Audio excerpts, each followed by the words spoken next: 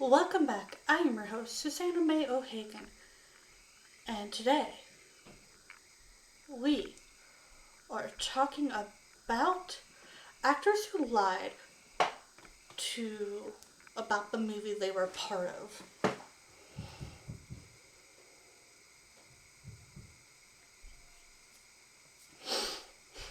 An actor puts a lot of work into developing a character, even if they're not a method actor. They still have to fully understand the character in the script, research the part, and find their way into that person's headspace.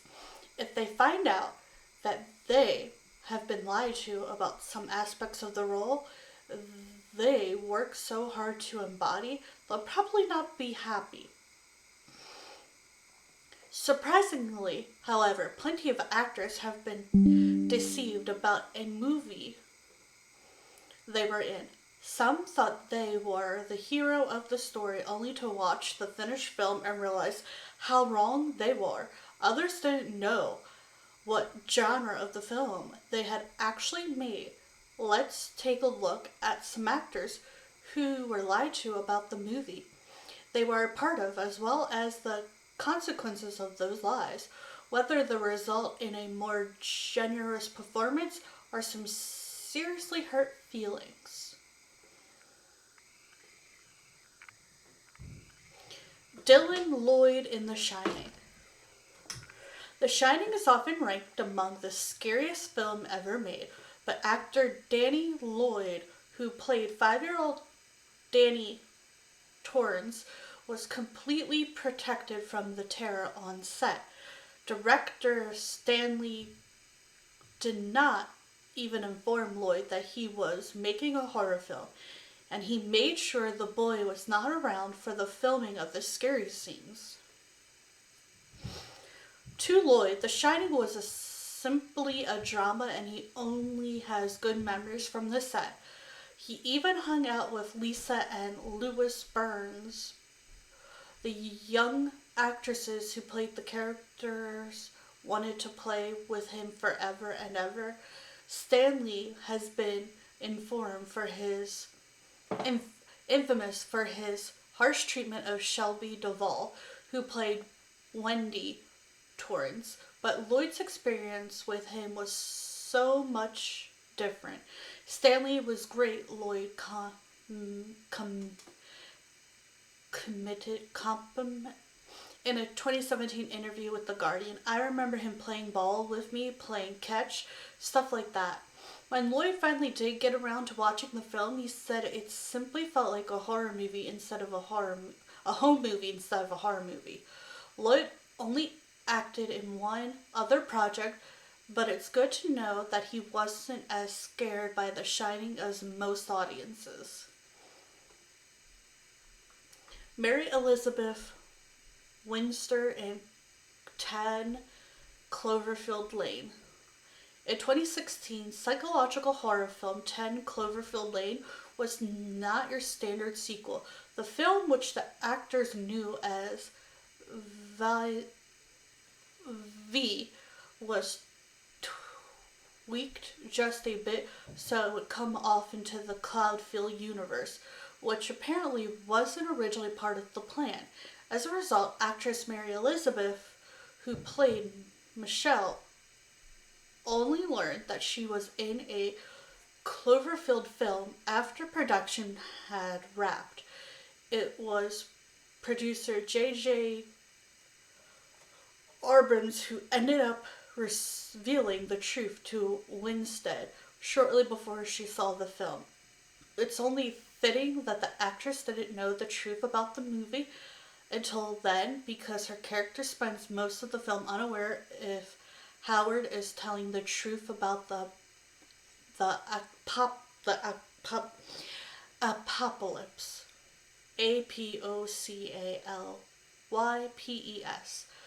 Winstead was in disbelief when she first heard the truth about 10 Cloverfield Lane, saying in an interview with Collider, I really didn't know what to think of it at first because I hadn't really wrapped my brain around it. Ultimately, though, she realized it was for the best, saying that the way the film tied into the first Cloverfield was actually really smart.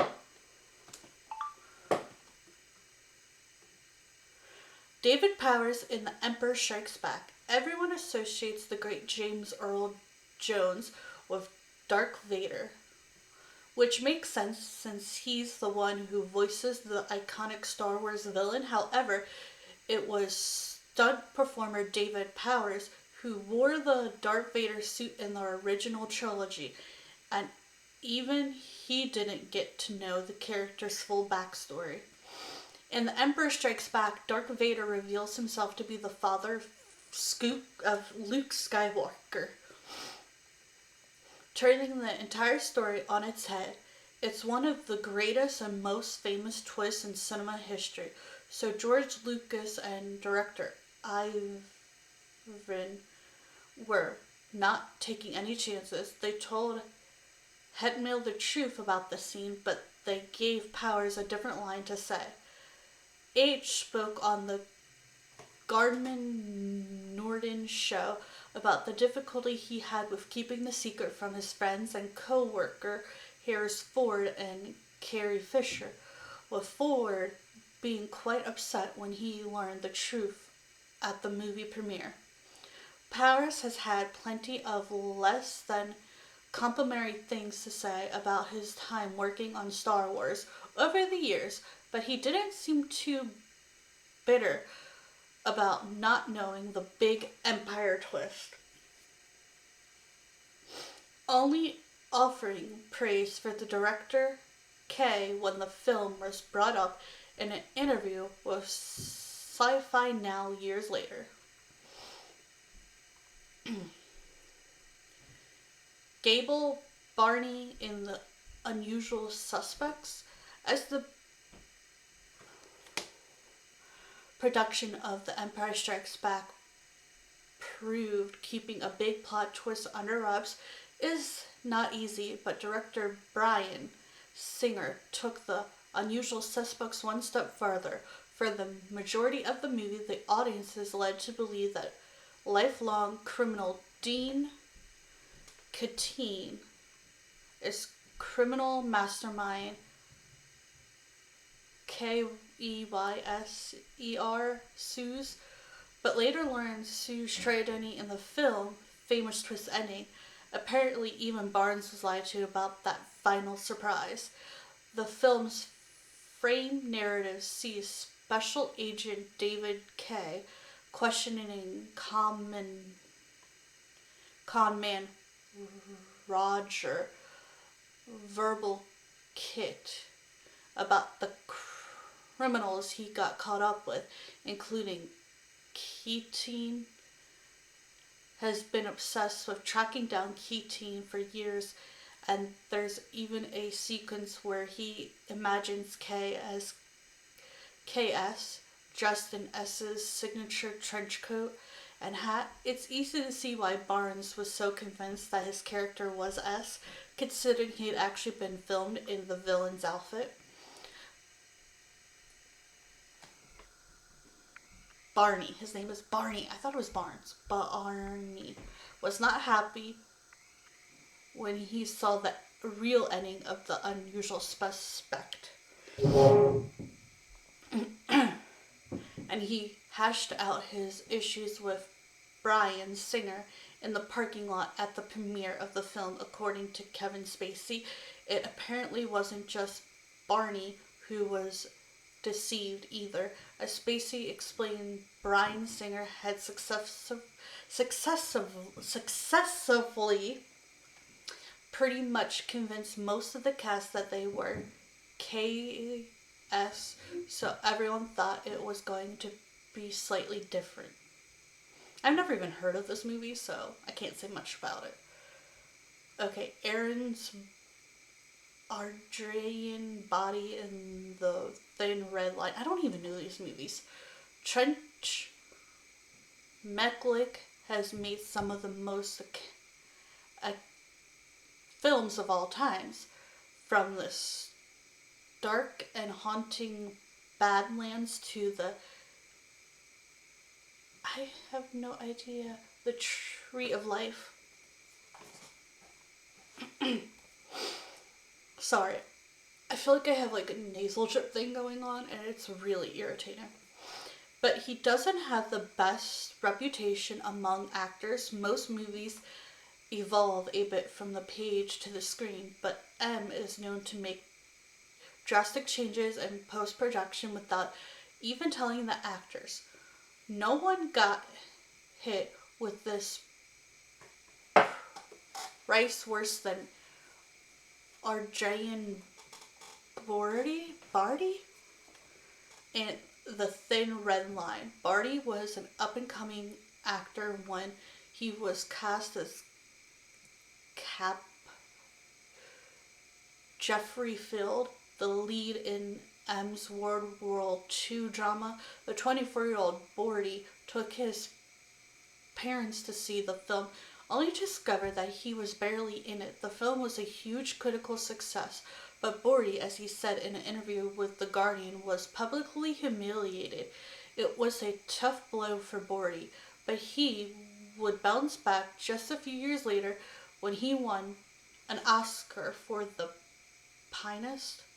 George Clooney, who also had his role greatly reduced in the Thin Red Line, learned to laugh about his misfortune, as shown in 2012 Oscar Roundtable. Another actor at the round table, the last Christopher Plummer, was still bitter about having scenes cut from M's 2003 film The New World, and even said that he's got to get a writer. More than anything, however, Plummer and Clooney felt bad for Barty having his role reduced. Could any of these be something I've actually heard of? Like, have any of you actually heard of Whoa? What just happened? Okay, something went wrong. Truly long. Bizarre.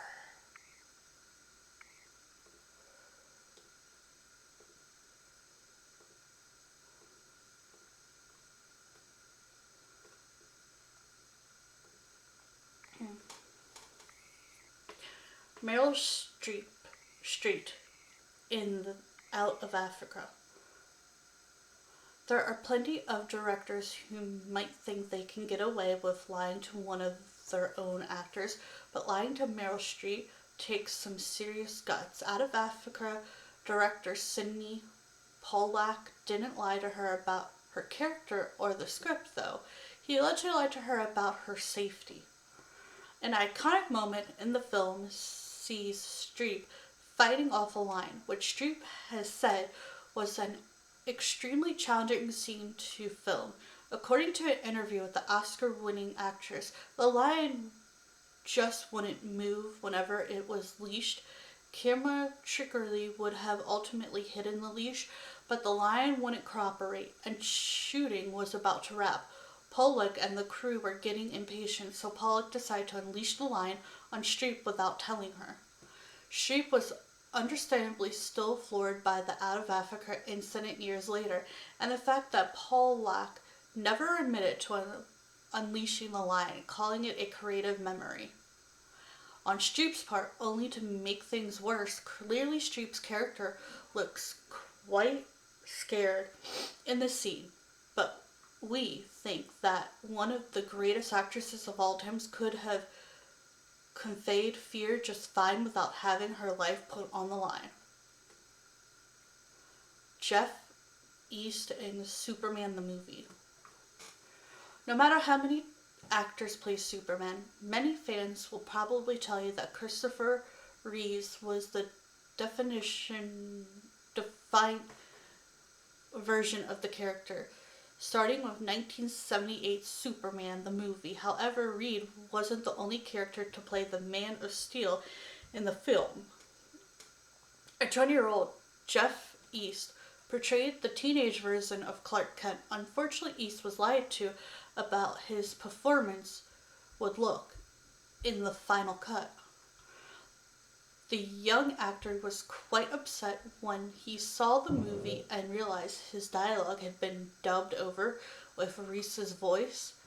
East said in an interview with Fox 4 News, Kansas City, "It was very surprising to me when it happened because I showed up at the premiere and all of a sudden it wasn't my voice." He even admitted that it led to some tension between himself and Reese, but they would later bury the hatchet. A few years before Reese's passing, East helped with an event for the Christopher Reese Paralyzed Foundation, which goes to show that the two actors were Superman on and off screen. Slim Pickens and Dr. Strangelove. What are these movies? I've never even heard of these. I'm so confused. Years before he belovedly lied to Danny on the set of The Shining, Sterling K was lying to different actors about what genre of the movie he was in. In 1964 film Dr. Strangelove, or How I Learned to Stop Worrying and Love the Bomb, is a hilarious pitch black comedy about the theater of nuclear war. The threat of nuclear war. Oh, well, this is weird. But one actor wasn't even aware it was a comedy. The film cuts between three premier different locations: an Air Force base, the War Room in the Pentagon, and a B-52 bomber. The pilot of the bomber is Major T.J.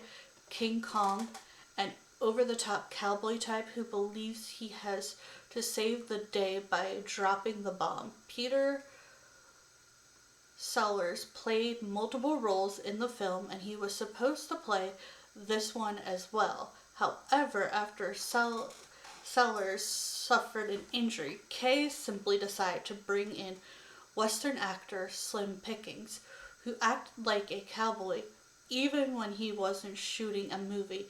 In a documentary about the making of the film, co-star James Earl Jones and others confirmed this fact about Pickens' behavior. Kay didn't bother telling Pickens about the tone of the film as a whole because the cowboy was able to perfectly embody the role, just being himself. This authentic performance, delivered without a hint of personal irony, did for the satire than a portrayal ever could. Olivia Colman and Robert Webb in Confetti.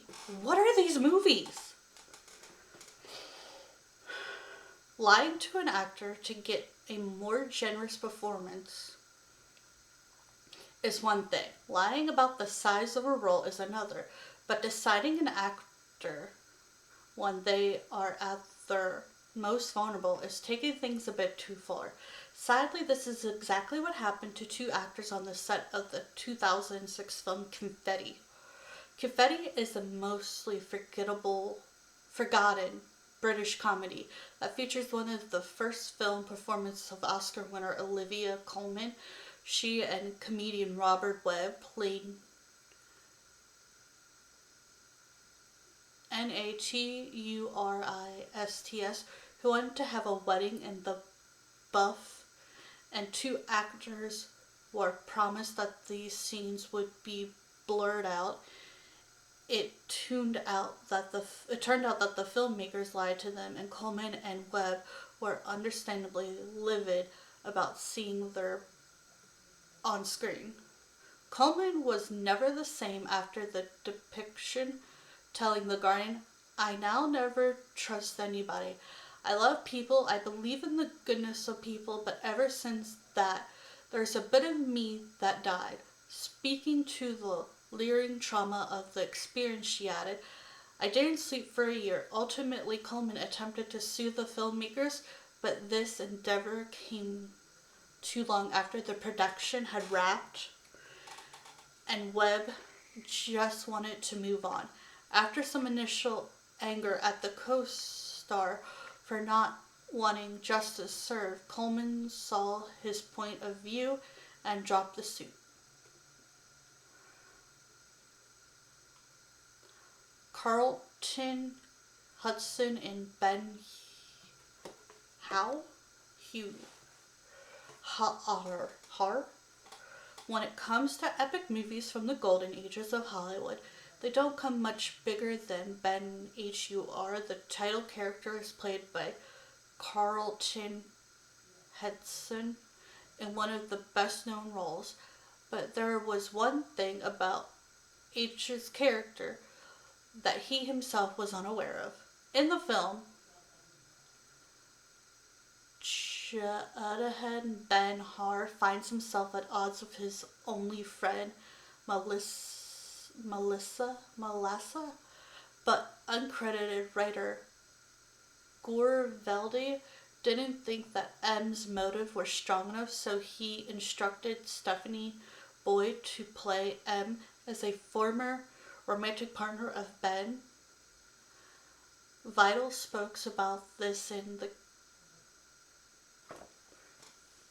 Colonial Clause. I've never even heard of this movie. A documentary about LGBTQ plus characters in the film and how they have been portrayed over the years. V called the reunion scene between the two characters a love scene, but H also denied any romantic undertones.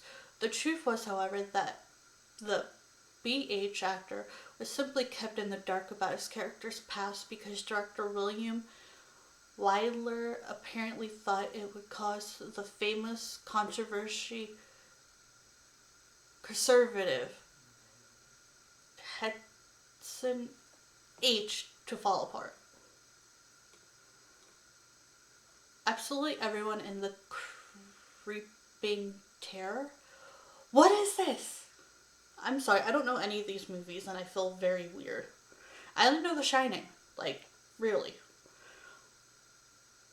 These days, the 1964 film The Creeping Terror is best known for being featured on a famous episode of Mystery Science Theater 3000. The low-budget monster flick featured a ridiculous-looking alien creature that eats people very slowly, but the production of the film was somehow even more bizarre than the film itself. Director and star Vic lied about his name, lied about his budget, lied about the dialogue, lied about the pretty much everything else involving in the production of the film. That's because Savage wasn't a film director at all, but rather a con man who also used the name Art Nelson for a small fee. Investors could appear as actors in the film and get eaten by the title Creepy Terror. For the most part, though, the performance of the actors were seen and not heard. Silence, the sound equipment was destroyed.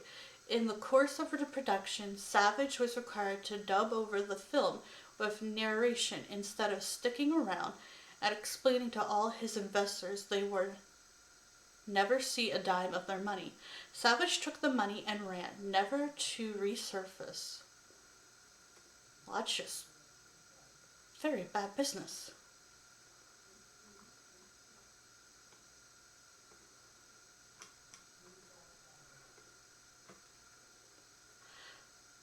Okay, I've heard of Carrie. Thank goodness. Piper, Lauren, and Carrie.